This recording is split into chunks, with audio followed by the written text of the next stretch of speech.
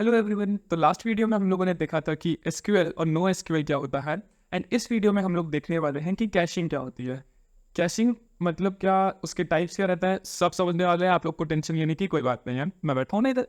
चलो देखो, हम लोग बेसिकली इंडियन फैमिली की अगर मैं बात करूँ, हम सब एक इंडिया में रहते हैं एंड डेफिनेटली हम लोग की इंडियन फैमिली की कुछ ऐसी हैबिट्स हैं जो फेमस है बहुत। जैसे कि समझो ये कौन है, चलो बताओ, ये आप हो, ठीक है। तो आपके पास समझो एक सूट है। समझो ये सूट है, मेरी ड्राइंग बहुत खराब है, इसको इसके हाथ बनाते थे थोड़ा, ये सूट है, ठीक है। और एक आपके पास ये टी शर्ट है, ठीक है। ये क्या है? ये टी शर्ट है। अब मेरे को एक बात बताओ, ये टी शर्ट आप रोज पहनते हो रेगुलरली, और ये सूट को आप साल में सिर्फ एक बार पहनते हो, वो भी कोई ओकेशन पे या कोई फंक्शन पे, ठीक है। अब मेरे को एक बात बताओ, जो आपकी अलमारी होती है, जो कबर्ड होता है, उसमें आप ये वाली चीज़ रखते हो कि ये वाली चीज़ रखते हो? अब देखो, दो जगह रहती है रखने की। या तो आप अच्छी तरह अपने दोनों में से किसी को भी अच्छी तरह फोल्ड करके सूटकेस में, मतलब बंद करके सूटकेस में बंद करो, और फिर सूटकेस को भी सही जगह पे रखो, ठीक है। ये सूटकेस को भी अच्छी जगह सही जगह पे रखो। अब अगर आपने टी शर्ट को सोचा कि टी शर्ट को मैं रोज सूटकेस में रखूंगा, तो प्रॉब्लम क्या होगी कि रोज रोज आप वही टी शर्ट पहनते हो, लेकिन रोज रोज आप जाओगे, सूटकेस निकालोगे पहले, फिर सूटकेस में से सूटकेस खोलोगे, एंड देन मतलब अपना बैग खोलोगे, एंड देन उसमें से आप क्या करोगे, अपनी टी शर्ट निकालोगे, फिर टी शर्ट मिल जाएगी आपको, तो फिर वापस से आप अपना बैग सूटकेस बंद करोगे, एंड देन उसको रखोगे। इतनी सारी प्रोसेस क्यों? इसको तो आप रोज एक्सेस करते हो ना, मतलब रोज इसको पहनते हो, तो क्यों ना इसको हम एक अलमारी में डाल दे, कबर्ड में, जो आपके लिए एक्सेस करना बहुत इजी हो जाएगा जहाँ से, ठीक है।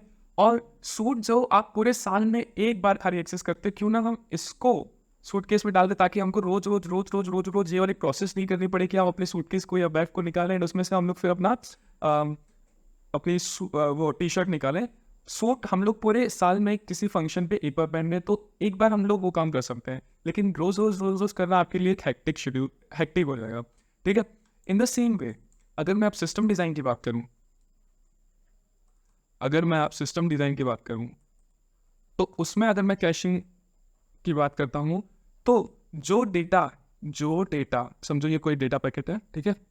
जो डेटा मेरा फ्रीक्वेंटली कैसा फ्रीक्वेंटली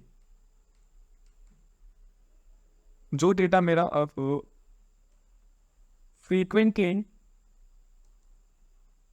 एक्सेस हो रहा है, क्या हो रहा है? फ्रीक्वेंटली एक्सेस हो रहा है। उसको क्या मेरे को बार बार डेटाबेस में से रिट्रीव करने में बहुत ज़्यादा टाइम नहीं जाएगा? ये मेरा डीबी है। अगर मैं सेम टाइप ऑफ डेटा को सेम डेटा है, कुछ भी चेंज नहीं हो रहा है, इसको बार बार अगर मैं डीबी से या अपने सर्वर से मांगूंगा, बार बार बोलूंगा सर्वर भैया मेरे को वापस से इमेज दो, और ये बार बार सेम चीज़ ही आ रही है, तो क्या ये इधर मेरा प्रोसेस नहीं बढ़ रहा है? क्यों ना मैं इसको क्यों ना मैं इस डेटा को एक ऐसी मेमोरी में स्टोर कर दूं, जहां से वो बहुत ज़्यादा फास्ट एक्सेस हो जाए, बहुत ज़्यादा क्या होता है, फास्ट एक्सेस होता है। तो यही चीज़ हम लोग करते हैं कैशिंग में। अब समझते हैं कि कैशिंग का मतलब क्या होता है, ठीक है। देखो, caching memory is nothing but a faster access memory, जो कि टेम्परेरी डेटा को स्टोर करके रख सकती है। समझिए आपका सर्वर है, ये आपकी वेबसाइट का सर्वर है, ठीक है।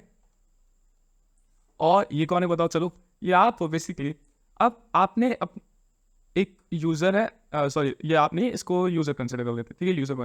यूजर वन आया, और वो पहले किससे कनेक्ट होगा? वो कैशे मेमोरी या कैशे की इंप्लीमेंटेशन आपने जहाँ से भी इंप्लीमेंट करके रखा है कैशिंग को, वो वहाँ पे कनेक्ट होगा। कैशे बोलेगा रुको रुको भैया, पहले मेरे को चेक करने दो कि जो आप वेबसाइट मांग रहे हो, क्या वो मेरे पास पड़ी है यहाँ पे? बोलेगा कैशे मेमोरी चेक करेगा, बोलेगा मेरे पास तो नहीं पड़ी है, रुको मैं सर्वर से मांग के लाता हूँ। तो यहाँ पे ये गया सर्वर के पास, और यहाँ से सर्वर से डेटा लेके आया। अब ये डेटा एक कॉपी अपने पास रखता है और एक कॉपी आपके पास भेज देता है, ठीक है। तो इस तरह से आपको डेटा मिल गया, और कैशे के पास भी वो मोस्ट फ्रीक्वेंटली एक्सेस डेटा आ गया, ठीक है। अब समझो यूजर टू आया, तो क्या होगा? अब यूजर टू आया, और यूजर टू ने बोला भैया भैया मेरे को वेबसाइट दो।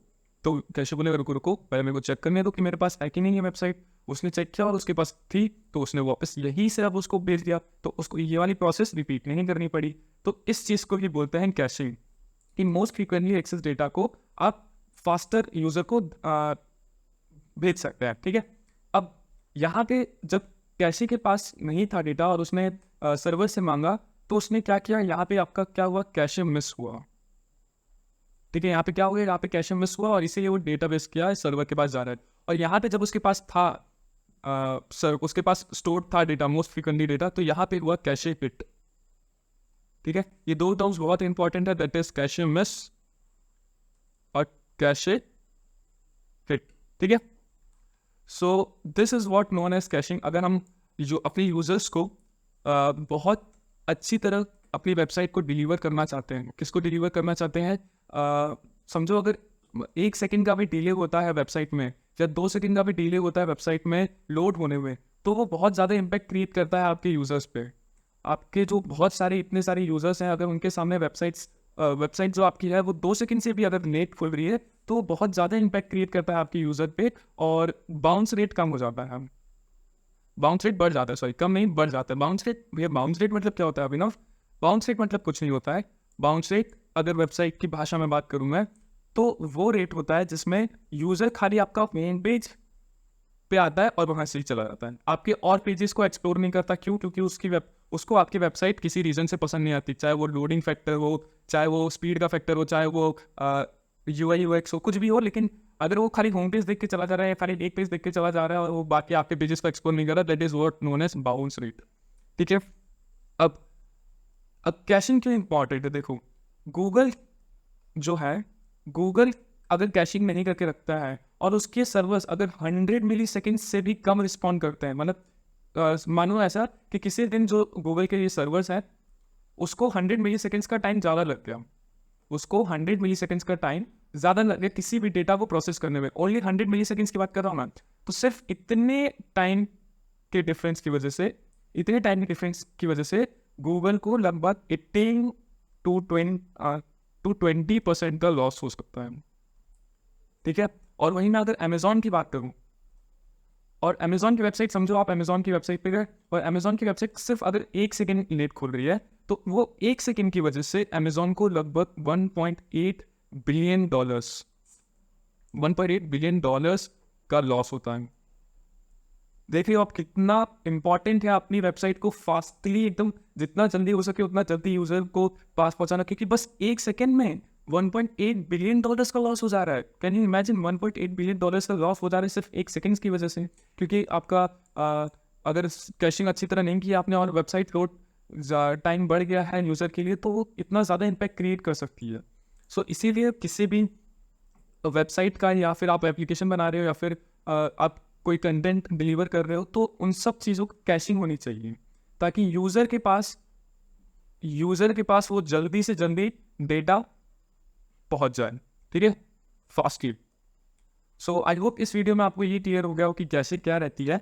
अब अगले वीडियो में मैं डिस्कस करने वाला हूँ कैशे कई टाइप्स। इस वीडियो में मैं बता देता हूँ कि कितने तरह के कैशिंग होती हैं। ठीक है, कितने तरह की कैशिंग होती है। जो पहली होती है वो होती है क्लाइंट कैशिंग, जो क्लाइंट साइड पे हम लोग करते हैं। दूसरी जो होती है CDN कैशिंग। ठीक है, ये मैं पूरा नहीं लिख रहा हूँ, समझ जाइएगा।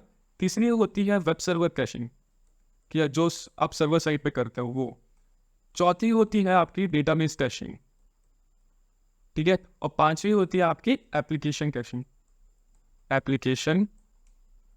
कैशिंग। ये सारे के सारे हम लोग इन डेप्थ डिस्कस करेंगे आगे की वीडियोस में। और अगर आपको बहुत ज़्यादा डिटेल में पढ़ना है तो मैं डिस्क्रिप्शन में ब्लॉग्स भी अटैच करता हूँ, वो ब्लॉग्स आप पढ़िए, वहाँ से आपको और ज़्यादा डेप्थ नॉलेज और सोर्सेस मिल जाएंगे कि कहाँ से पढ़ना है। ठीक है, सो आई होप इस वीडियो में जो मैंने कैसे समझाया वो आपको समझ में आ गया हो। And if you like this, मतलब अगर आपको ये वीडियो पसंद है, so please like this video, subscribe to the channel and please share it with your friends. Thank you for watching.